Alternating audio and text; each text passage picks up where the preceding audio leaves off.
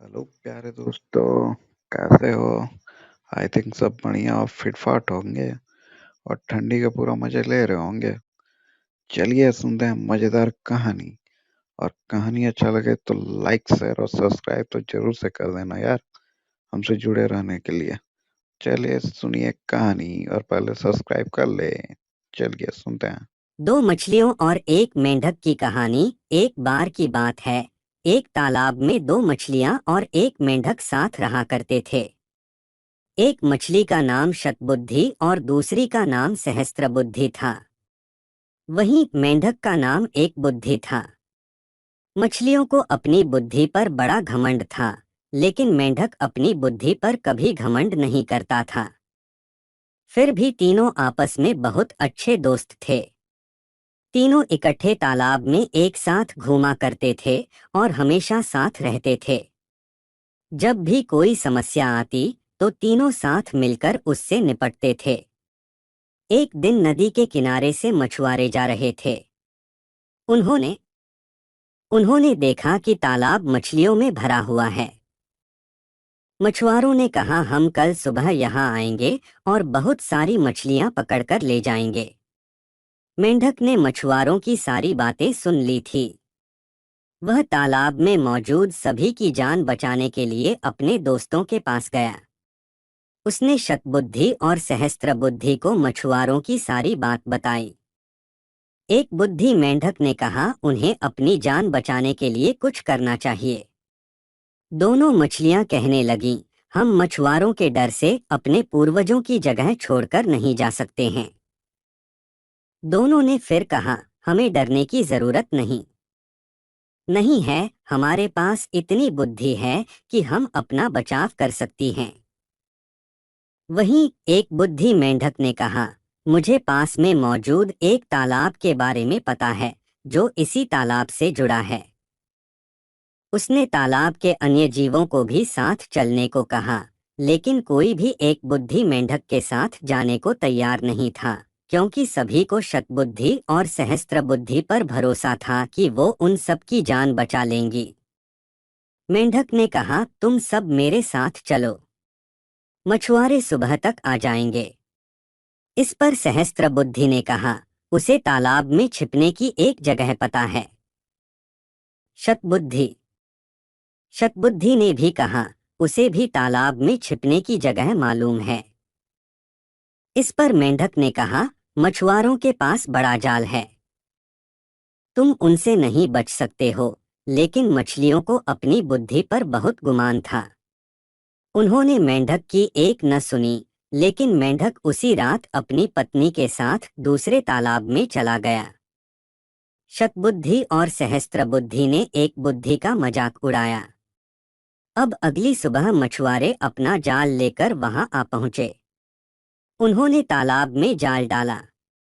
तालाब के सभी जीव अपनी जान बचाने के लिए भागने लगे, लेकिन मछुआरों के पास बड़ा जाल था, जिस जिस कारण कोई भी बचकर नहीं जा सका। जाल में बहुत सारी मछलियां पकड़ी गईं। शतबुद्धि और सहस्त्रबुद्धि ने भी बहुत बचने की कोशिश की, लेकिन उन्हें भी मछुआरों ने पकड़ ही लिया। जब उन्हें तालाब से बाहर लाया गया, तब तक दोनों की मौत हो चुकी थी। शतबुद्धि और सहस्त्रबुद्धि का आकार सबसे बड़ा था, इसलिए मछुआरों ने उन्हें लग रखा था। उन्होंने बाकी मछलियों को एक टोकरी में डाला, जबकि शतबुद्धि और सहस्त्रबुद्धि को कंधे पर उठाकर चल दिए। जब वह दूसरे तालाब के सामने पहुंचे, तो एक बुद्धि मेंढक की नजर इन दोनों पर पड़ी। उसे अपने उसे अपने मित्रों की यह हालत देख बड़ा दुख हुआ। उसने अपनी पत्नी से कहा कि काश इन दोनों ने मेरी बात मान ली होती, तो आज ये जिंदा होती। कहानी से सीख, कभी भी अपनी बुद्धि पर घमंड नहीं करना चाहिए। एक दिन यही घमंड जानलेवा साबित हो सकता है। कहानी कैसे लगी मेरे दोस्तों? अच्छी लगी तो लाइक शेयर और सब्सक्राइब जरूर से कर लीजिए ताकि हम आपको ऐसे मजेदार कहानियां सुनते रहे और इन कहानियों से आपको कुछ सीखने मिले और सुन के कहानी का आनंद ले सके। सुनते रहिए कहानी और सब्सक्राइब जरूर कर लीजिए। सबसे पहले आप दोस्तों, बहुत समय पहले की बात है, सुरई शहर में 4 ब्राह्मण रहते थे। सभी के बीच अच्छी दोस्ती थी, लेकिन चारों मित्र निर्धन होने की वजह से दुखी रहते थे। गरीबी की वजह से, सभी लोगों से अपमान सहने की वजह से चारों ब्राह्मण शहर से चले जाते हैं। सभी दोस्त आपस में बात करने लगे कि पैसे न होने की वजह से उनके अपनों ने उन्हें छोड़ दिया, घर में ही बेगाने हो जाते हैं। इस बात पर चर्चा करते हुए उन सबने दूसरे राज्य जाने और वहां भी बात न बनने पर विदेश जाने का फैसला लिया। यह निर्णय लेने के बाद सभी यात्रा पर निकल पड़े।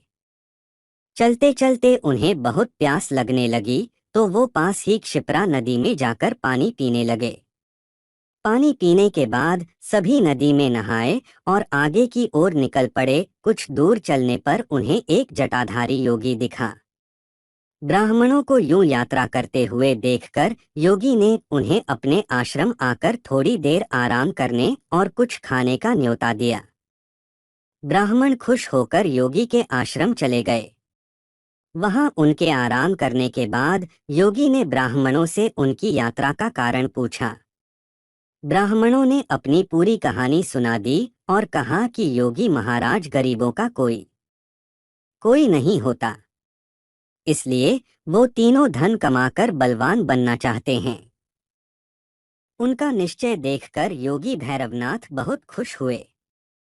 तब ब्राह्मणों ने उनसे धन कमाने का कोई रास्ता दिखाने का आग्रह किया।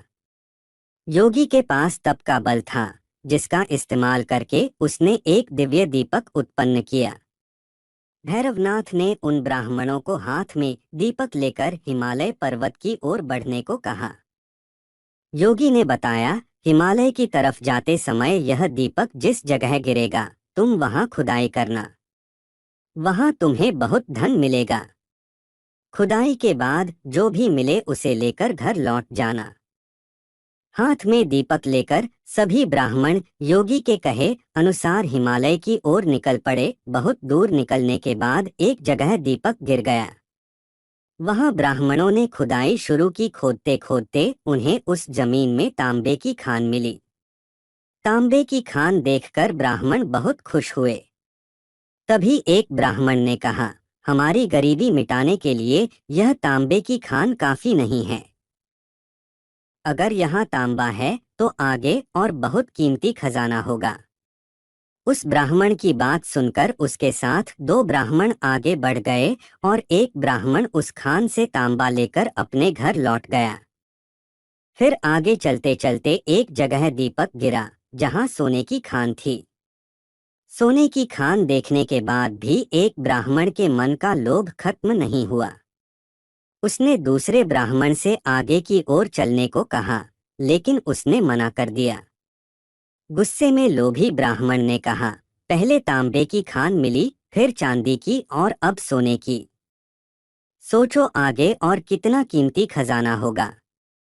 उस लोभी ब्राह्मण की बात को अनसुना करते हुए उस ब्राह्मण ने सोने की खान को निकाला और कहा, तुम्हें आगे जाना है तो जाओ, लेकिन मेरे लिए यह काफी है। इतना कहकर वो सोना लेकर घर चला गया। तभी वो लोभी ब्राह्मण दीपक हाथ में लेकर आगे चलने लगा। आगे का रास्ता बहुत कांटों भरा था। कांटों भरा रास्ता खत्म होने के बाद बर्फीला रास्ता शुरू हो गया। कांटों से शरीर खून से लथपथ हो गया और बर्फ की वजह से वह ठंड से ठिठुरने लगा। फिर भी अपनी जान को दांव पर डालकर वह आगे बढ़ता रहा। बहुत दूर चलने के बाद उस लोभी ब्राह्मण को एक युवक दिखा, जिसके मस्तिष्क पर चक्र घूम रहा था। युवक के सिर पर चक्र को घूमता देख उस लोभी ब्राह्मण को बड़ी हैरानी हुई। लोभी ब्राह्मण काफी दूर तक चल चुका था, इसलिए उसे प्यास भी लग रही थी। उसने चक्र वाले व्यक्ति से पूछा, तुम्हारे सिर पर यह चक्र कैसा और क्यों घूम रहा है और यहाँ पीने के लिए पानी कहाँ मिलेगा। इतना पूछते ही उस व्यक्ति के सिर से चक्र निकल गया और लोभी ब्राह्मण के मस्तिष्क पर चक्र लग गया। हैरानी और दर्द से तड़पते हुए ब्राह्मण ने उससे पूछा, ये चक्र मेरे सिर पर क्यों लगा? अजनबी युवक ने बताया, सालों पहले मैं भी धन के लालच में यहाँ तक पहुँचा था। उस समय किसी और के मस्तिष्क पर यह चक्र घूम रहा था। तुम्हारी तरह ही मैंने भी उनसे सब सवाल किया, तो मेरे सिर पर यह चक्र लग गया। तब उस ब्राह्मण ने पूछा कि अब मुझे कब इससे मुक्ति मिलेगी। इस पर युवक ने कहा, जब तुम्हारी तरह कोई धन के लालच में यहाँ तक पहुँचेगा और चक्र को लेकर सवाल करेगा, तब यह चक्र तुम्हारे सिर से निकलकर उसके मस्तिष्क पर लग जाएगा। फिर ब्राह्मण ने कहा कि ऐसा होने में कितना समय लग सकता है। इस सवाल का जवाब देते हुए युवक ने कहा, मैं राजा राम के काल से यहाँ हूँ, लेकिन मुझे नहीं पता कि अभी कौन सा युग चल रहा है। तुम इसी से अंदाजा लगा सकते हो कि कितना समय लग सकता है। इतना बताकर वो युवक वहां से चला गया और ब्राह्मण मन ही मन बहुत दुख हुआ और चक्र के घूमने से हो रहे दर्द से उसके आंसू निकलने लगे। कहानी से सीख, लालच हमेशा व्यक्ति को कष्ट और मुश्किल में डाल देता है। इसलिए हमें जितना मिलता है उसी में संतोष करना चाहिए और हर अवस्था में रहते हुए खुशी खुशी जीवन जीना चाहिए। कहानी कैसे लगी मेरे दोस्तों? अच्छी लगी तो लाइक, शेयर और सब्सक्राइब ज़रूर से कर ले, ताकि आपके लिए ऐसे मज़ेदार कहानियाँ ला सके और आपको सुना सके। तो सब्सक्राइब ज़रूर से कर ले। चलाए मिलते हैं कल फिर और एक मज़ेदार कहानी के साथ दोस्तों।